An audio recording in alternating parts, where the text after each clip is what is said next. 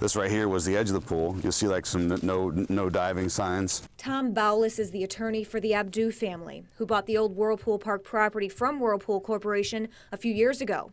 Last week, the company, the largest employer in Clyde, signed an agreement with the family allowing Whirlpool to test this property with oversight by the EPA. We're trying to thoroughly characterize this site and really find everything there is to know about the property. We're not trying to hide everything. Whirlpool purchased the property in 1953 and operated it as a park for employees and their families before closing it down 7 years ago.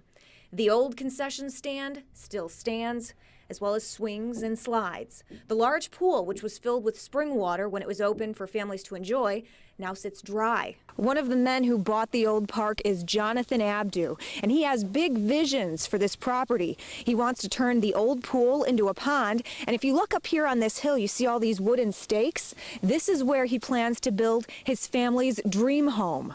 Those plans are on hold. Yesterday, 2 certified environmental professionals had their first walkover on the site.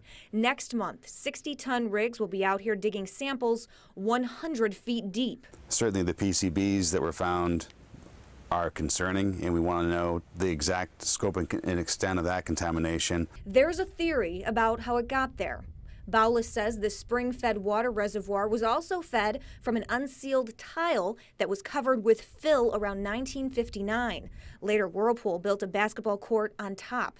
Today, you can see the 4 spots around the court where earlier this year, the U.S. EPA dug and discovered high levels of carcinogens 9 feet deep. It's sad to think that it could be contaminated, and even sadder to think that it could have impacted people, health-wise.